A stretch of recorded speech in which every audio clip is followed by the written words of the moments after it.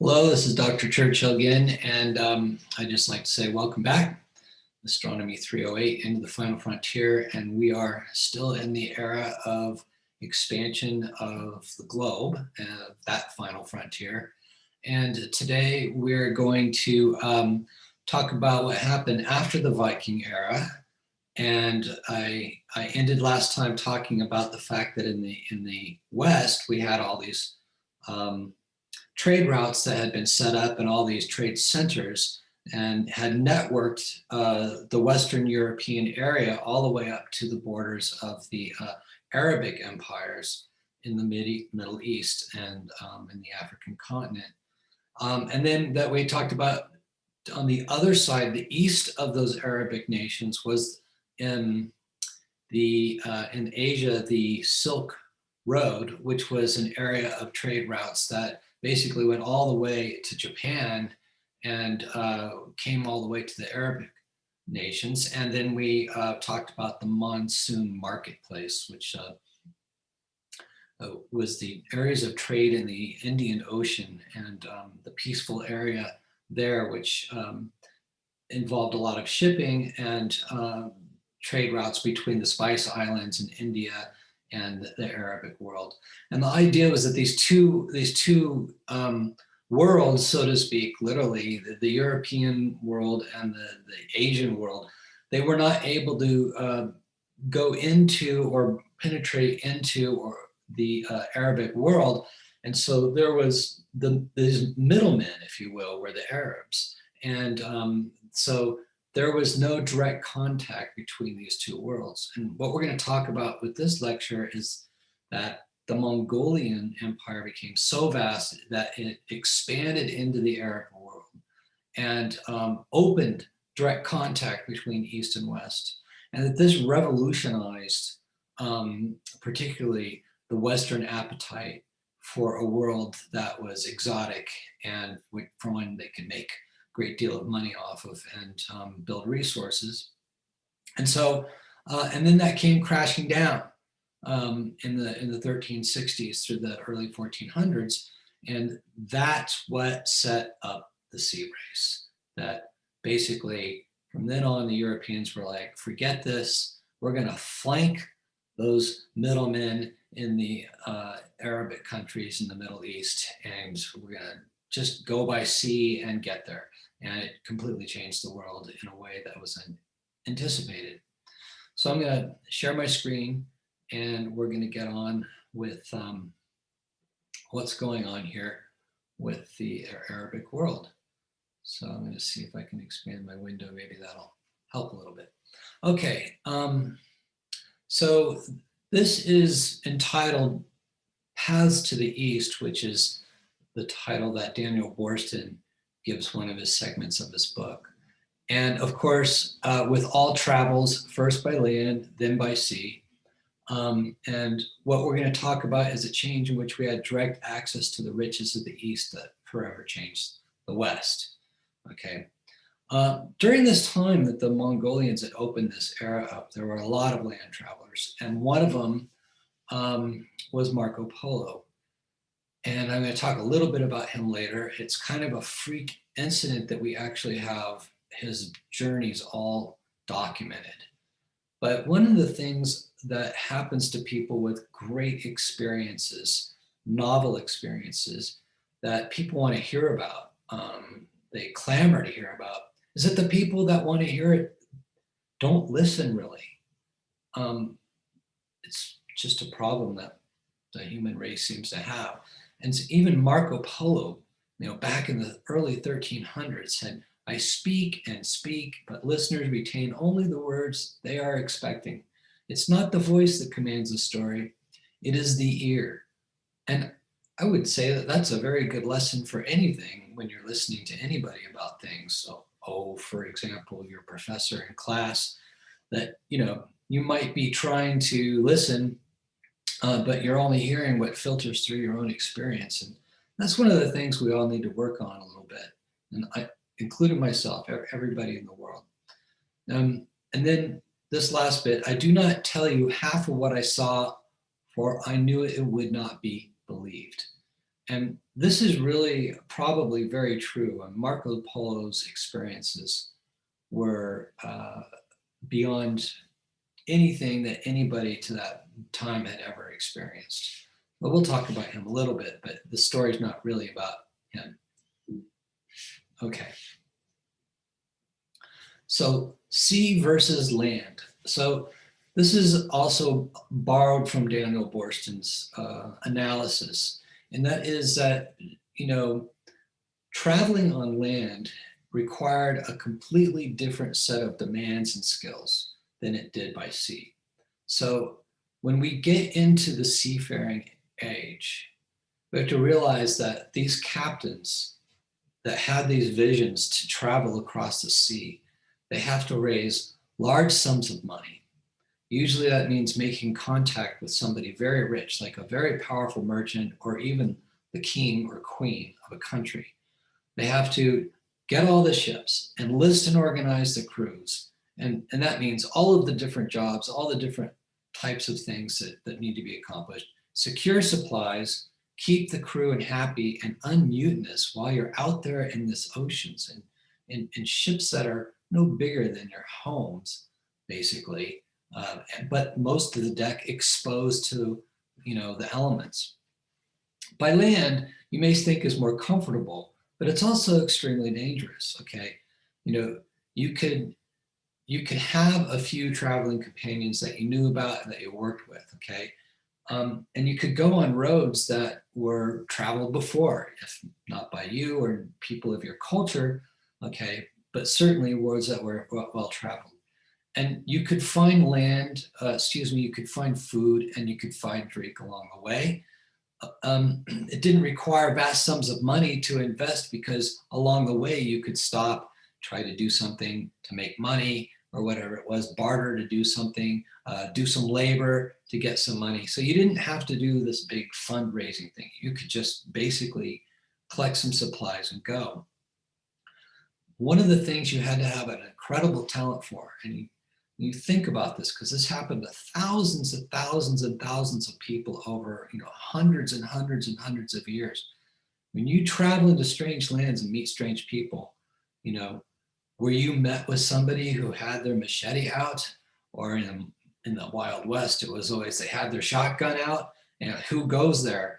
Every time you came into a village or came into an area or past somebody's farm, they did not know that you were not going to be a thief. And so you had to always be on the edge, and you could literally be killed instantly by somebody who just didn't trust you. So you had to have tremendous skills in being able to calm people down and assure them that you were not a thief. Okay, anyway, because of that, there are so many people that probably were just wiped out somewhere along their travels. So that's the difference, and we're going to talk about some of the land today, and we're going to move on to the sea later. Okay, so of these paths to the east,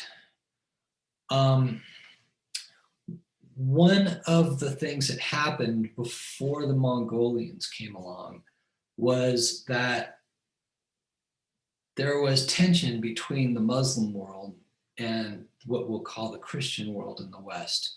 And you have to understand that this is a time around 1100s to 1000s that we are still in a period where the Byzantine Empire exists in Turkey and Greece and the Balkans, and is sort of the leftover remnants of the Roman Empire. And in Western Europe, you have this splitting up of the Carolingian Empire into sort of the France and Germany and modern Switzerland, Central Kingdom that you had there. And you had the Roman Catholic Church. In 1066, we talked about how William the Conqueror sailed across a Viking, sailed across the ocean between, what is it called, English Channel. He sailed over the English Channel and conquered all of England and completely changed the history there. A lot of these Vikings and Normans have also become kings and set up huge, powerful businesses, if you will. There are merchants. All along in Sicily and the southern part um, of the Mediterranean area.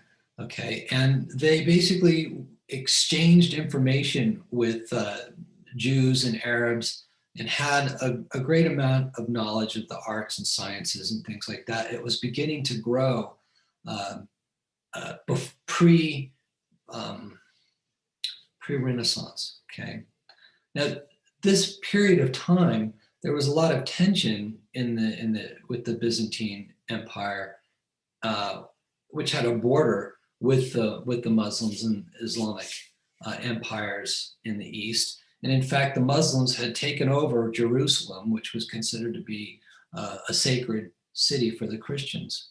Okay, so 1088, which is just around the time of William the Conqueror, okay, Pope Urban II came into power, and it just turned out that the church was very corrupt then. Okay, there was people selling pardons, like kind of just happened in the last few months from the presidential transition of power. And then the churches were split by a lot of political factions, and it sounds like the mess we're in today. And he really came into power wanting to do something to unify things. And so one of the things you do, of course, is starting a war is a really good way to unify people, or to get them all hooked into one big glamorous idea.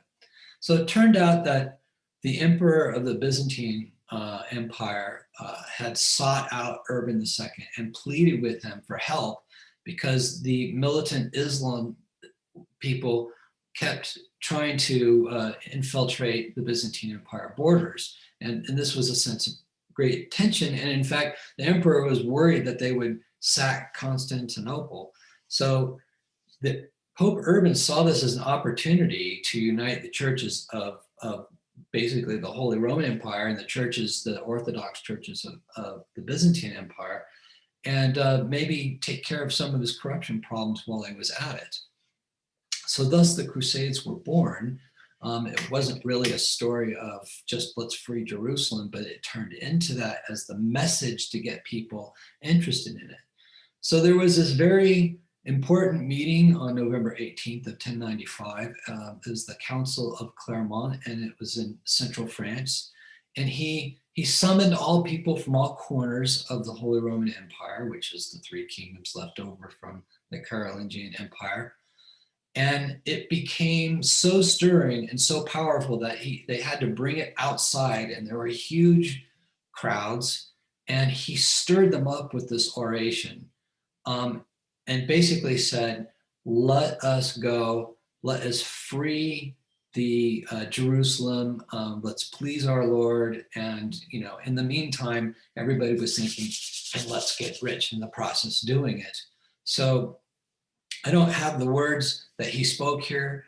Daniel Borston has an account of the words he said, but they were extremely inspiring and uplifting to these people. They really got them up in a frenzy.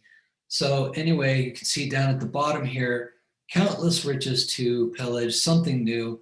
Muslim traders who had the sugars and spices and jewels and all that stuff that they traded at their border and paid dearly for it, they now thought, we can go in there and we can take this. So from 1100 to 1200, this new merchant class arose, doing this trading, okay? And so what's going to happen is when the Crusades come around, they're going to end up disrupting that trade that happened for the very rich people, some of them descendants of Vikings, that were trading with the Arab nations at their borders. So here is a diagram of some of those most powerful traders in Europe. And so we find that the main cities are Genoa, Pisa, and Venice. and that these particular cities had control of the Mediterranean through sea ships and the trade routes. And so they would come over here to where the Arabs would trade with them and the Byzantine Empire, and they would bring them back into Europe, and they would, then these spices like pepper and salts and Persian rugs and spices like myrrh, frankincense, would be distributed around Europe through these ports. And so these people that ran these businesses were extremely wealthy and powerful, okay? So even though this was a dark ages in some regard, there were some pockets of people through goods and trade that were very powerful. And this is why this remains, the idea of being rich and wealthy remains, in a sense, some kind of subconscious goal for all of us, because you can really be decoupled from the struggle of humanity if you have that much money. Okay, so these European men and women enjoyed these exotic luxuries from the other side of the earth, diamonds and China and silk from China.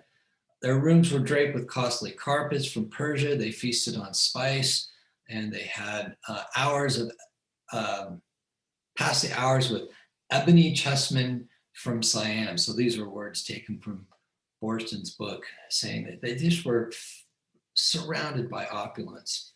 Okay, so by 1200, they were highly competitive. In fact, these cities actually went to war with each other. You know, don't think of this as these are countries. These basically are city states that are their own sovereign areas. And these cities, they went to war with each other.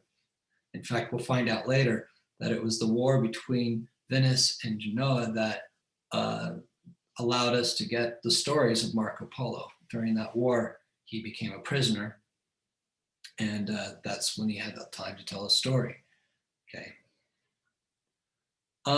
These merchants, they all really prospered, but none of them, of course, had ever been to China. They didn't know anything about it. Like I said, they were completely blocked by the Islamic empires, okay?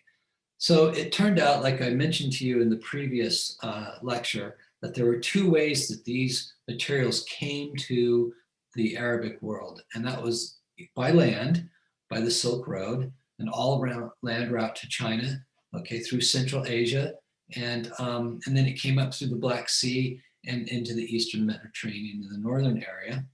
And then Route 2 was what we've been calling the monsoon marketplace, which was a series of trade routes in the sea around India and the Arabic Peninsula and into what are the Spice Islands, which is actually Indonesia, okay? And so then these would come up through the African continent, head their way up to Alexandria and Egypt, and then be picked up by these ships from these Italian merchants that we were talking about.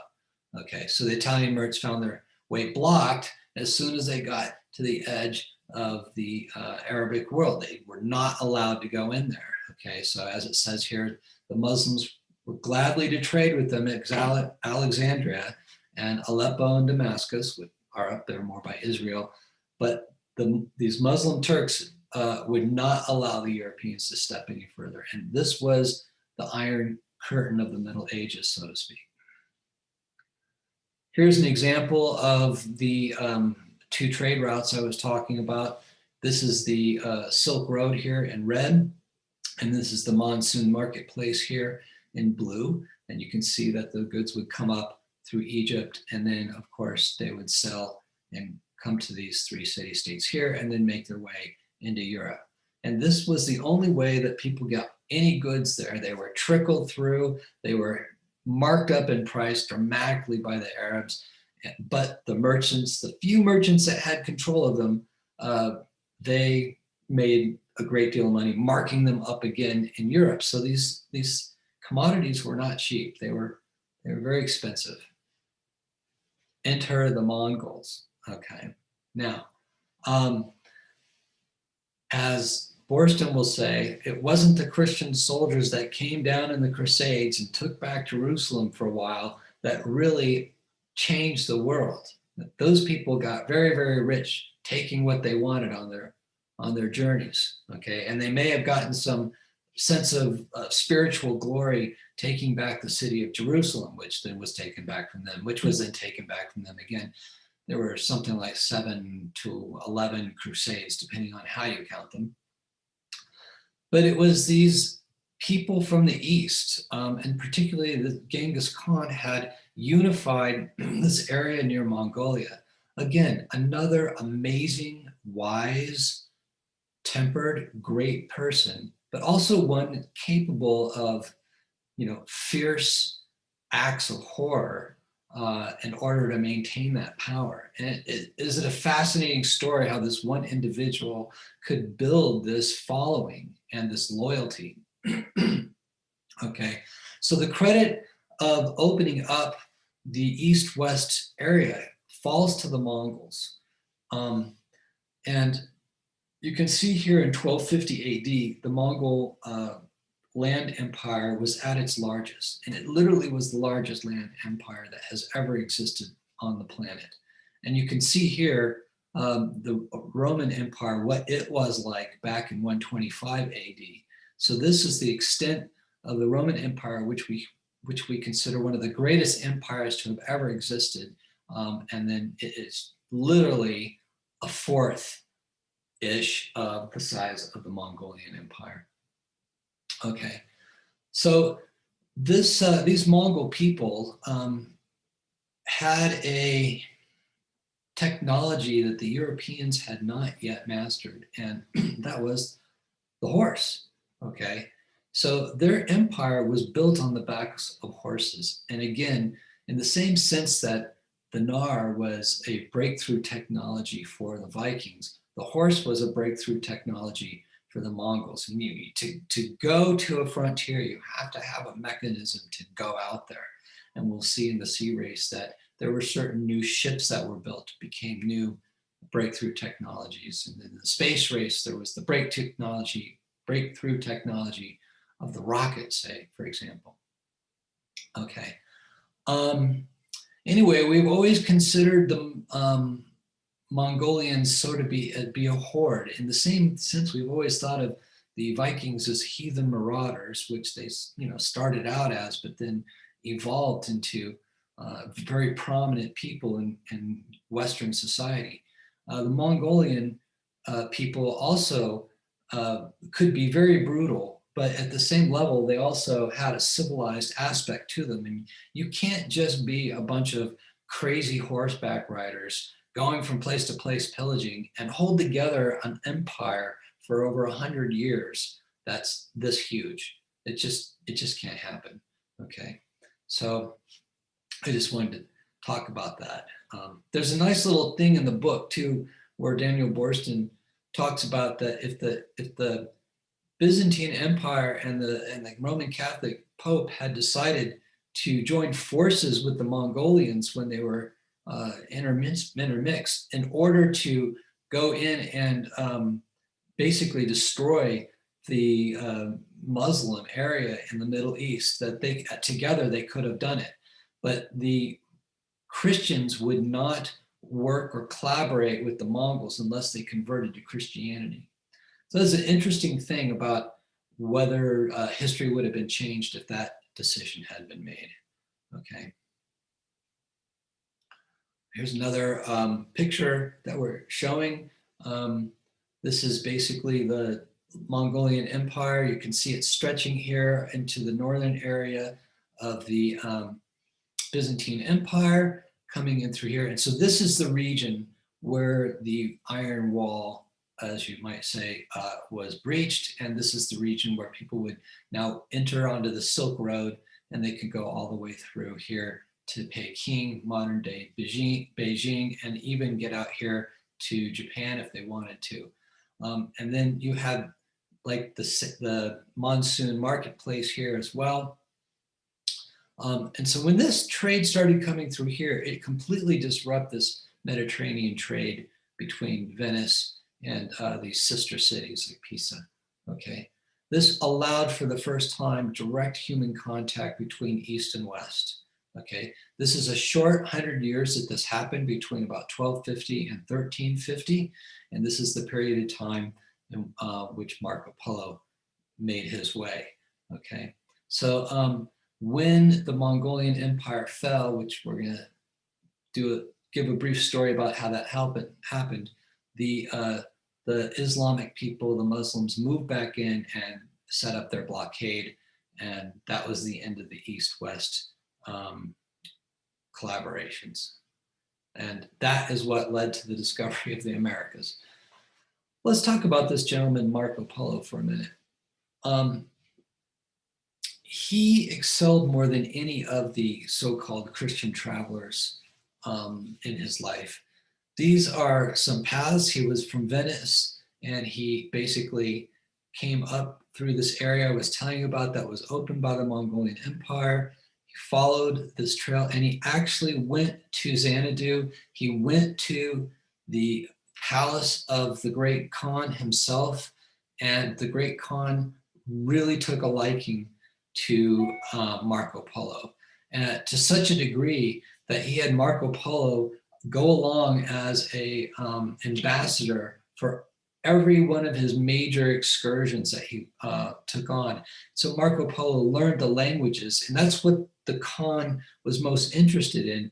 He didn't want to just, know some basic thing about the politician that they talked to. He wanted to know about the people, the culture, the art, the language, and Marco Polo was exceptionally observant and exceptionally wise about charting this information and bringing it back to the Khan. He became very valuable. And so it turned out that the Khan, Genghis Khan, was very open to religions. He did not force any type of religion on anybody. He did not force basically anything on anybody that came into his kingdom. They could be as they were as long as they weren't disrupting the kingdom. His journey lasted 24 years, from 2071 to 2095, okay? Like I said, he immersed himself in the language and the people. He felt at home in these cultures. And so this story resonated in Europe for generations. And so here's a picture of him as a middle-aged man. And this is a picture of his book, a modern day picture of his book. So all the way to China, all the way to the ocean, played a variety of roles, was a confidant of Kublai Khan, and even became a governor of one of these Chinese cities here. So he had a very important life. Interestingly, Worston tells some amazing stories about him, and tells this great story about when he returned home, what his family thought of him. They had given him up for dead and weren't interested in him at all, thought he was some imposter, until of course he pulled all the jewels out of his coat, and they realized that he was filthy rich from his travels, and they said, welcome back. It's quite an interesting story. The better story is that when Genoa and Venice went to war, Marco Polo was captured by the Genoans and put in prison. And he had a prison mate who happened to be a writer. And so Marco Polo, I think his name was Rasmussen, had dictated his entire story to this gentleman. He wrote the whole thing down, and that is why, because Marco Polo was in jail with this person, that is why we know of Marco Polo's stories. During this time, I wanted to mention that Marco Polo was not the only land traveler, and one of the short videos that I have you watch is also about this gentleman, Ibn Battuta. And Ibn Battuta was an amazing traveler himself. He started out only wanting to do the Hajj, which is to go to Mecca, is the holy journey or pilgrimage for the Muslims, and ended up going all around on these green areas here, traveling for decades, became the best known Muslim traveler. Now, the thing that's different between Batatu and Polo is that Batatu only traveled in the Islamic world. So he didn't step out of the Islamic world, but you could see he traveled even around in this area of the monsoon marketplace, some of the Silk Road. But this is all Muslim territory here, okay? But for Marco Polo, he left the Christian Roman world, if you will, and went into the Muslim, across the Muslim world and into the Mongolian world, okay? So there's something to think about, and I hope that you'll enjoy the little movies because these were real people. They lived for, and breathed and suffered through all of this.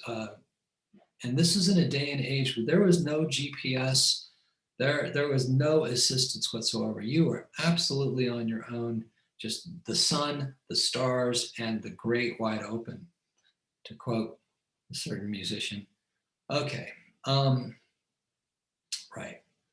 So let's talk about how that Iron Curtain came down and what the effect was. So the Chinese people had been taken over by the Mongols, and they were none too happy about it. And part of that was there was tremendous suppression. Okay, so we're going to find out that when the Mongolian Empire fell, it fell very quickly, and it fell first in China, what we might call the soft underbelly. Okay, so somewhere around 1350, which is about 100 years into the Mongolian Empire, there were some famines. There was some disastrous flooding in China, a lot of problems, and the ruling Mongols were not up to the task. By this time, Kublai Khan had bequeathed the empire to his sons, and it turned out that they were just corrupt with power, hedonists. They just stayed in their palaces and did drugs and had orgies. They literally let the place go to hell. And as the Chinese people began to resist, they became much more oppressive. And the climax for this came in 1368. And there was a young peasant by the name of Wang Hu. And again, this is another individual, very charismatic, very intelligent, great talents to lead people and to get them to follow his vision. And he actually ended up then becoming the emperor and setting up an empire and setting up the beginning of the Ming dynasty. So he went from peasantry all the way to emperor of the Ming dynasty. History is replete with these stories of people that have these uncanny talents and abilities. He started this Red Turban Rebellion that had started in 1351. And it culminated a long time later in 1368 on the night of the full moon in August. And we're going to talk about how that happened. This, ladies and gentlemen, little cookie, is the weapon of war that brought down the Mongolian Empire. Okay, so like I said, it was extremely oppressive at this point in time. And it says here that, the Chinese were not allowed to carry any arms. They only had one carving knife permitted amongst 10 families, for example. They could not congregate, okay? But it turned out they had a custom on the night of the full moon was that they would exchange these little round moon cakes. And so what happened was they decided to put a little message in these cakes that said basically on the night of the full moon, in August, rebel, and it worked. And the Chinese came out and they massacred the Mongols, and that was the beginning of the fall of the Mongolian Empire. And so with 50 years later, the entire Silk Road had been laid to ruins, and the Mongolian Empire was well on its way to crumbling. Okay. So the interesting thing about this cookie was that it brought down an empire which allowed the Iron Curtain, if you will, of the Muslim world to rise again, which then motivated an entire continent, European continent, to get in their ships and sail around Africa or sail across the Atlantic in order to reestablish their connection with the East. Pretty good for a little cookie. So by 1350, like I was saying, the Mongol Empire had been weakened. It was already split up into groups.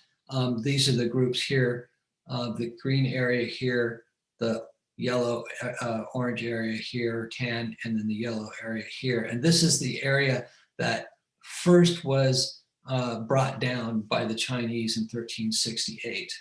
And once this area here and this area here collapsed, then the Arabic empires were able to grow back to their pre-Mongolian times. I also want to bring to your attention over here the fact that a couple empires are starting to grow in the Americas about this time, at least from the amount of archaeological information that we have, since most of it was destroyed. But you have the Mayan Confederation, you have the Aztec empire building, and you have the Incan empire building. And they will actually continue to grow and become bigger. But these empires, by the 1300s, were already beginning to grow. Another thing that happened, well, it didn't happen yet, so I won't talk about it. But what I wanted to say is, you see this little gray area here, the Ottomans, okay? They are the Ottoman Turks that Borston talks about. They spread northward and they spread down into this area, and they formed, and also into Turkey here. And they built an empire which became known as the Ottoman Empire. So it rose in the late 1300s, early 1400s. And it lasted, it was basically an iron curtain, a great wall between which nobody could pass. It was that kind of empire. And it lasted until 1918. So it took World War I, the catastrophe of World War I, and the drama of that, in order to bring the Ottoman Empire back down. So that's kind of an interesting fact that affects history. Okay, so now that the empire of the Mongols have fallen, as I said, it sets the stage for the sea race. We have a power vacuum in the Mideast that gets filled immediately by the Ottomans. Okay, by 1405, they had shut down the area. Now, one reason the Ottomans were so anti-Christian people coming in and had their borders just completely locked down is because they, let's face it, they'd just gone through about 300 years of crusades, and they weren't too happy about it. So they basically had all those open wounds. And so when they took power back, they locked it down tight. And that was the end of anybody going back and through, okay? But the difference now was that the Europeans had their minds open to something that they had never experienced before, and that had transformed their culture. It only took 100 years, but it literally transformed their culture and their expectations and whetted their appetites for all of these goods that could come through from the East, and the cultural and knowledge exchange. Okay, so the fact that got locked down quite rapidly when the Ottomans came to power, that really shocked the economies of Europe. And as you can imagine, as we're experiencing now, how COVID has shocked our economy, that, having your economy shocked really can bring a lot of people into poverty and cause a lot of distress. And then people that are in power that are used to some kind of, financial cash flow, having that erased. So this was really a turmoil. And I really want to make that impression to you, that it was a turmoil for the culture and economies of the West. Okay, so what happened? They looked for a way that they could bypass the Ottoman Empire, what Borston calls the Arabic middlemen. I put this bullet down further here because it's really a meta view of what has to transpire and for there to be success in the next stage of what the Western world wants to achieve, okay?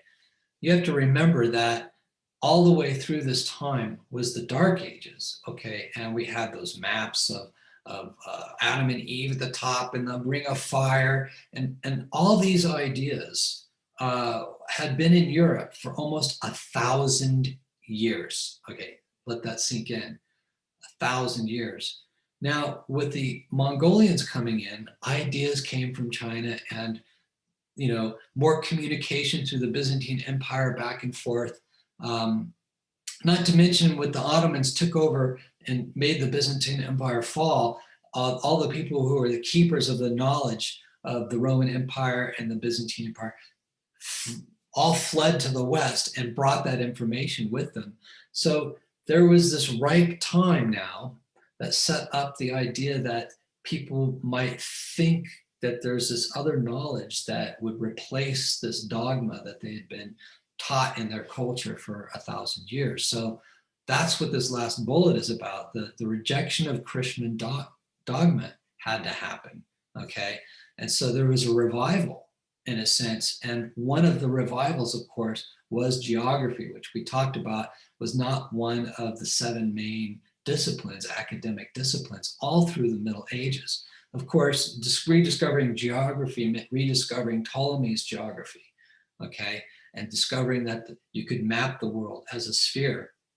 So it took bold, mega-rich individuals with passion and vision to carry this kind of thing off. Not too different than what you hear about today.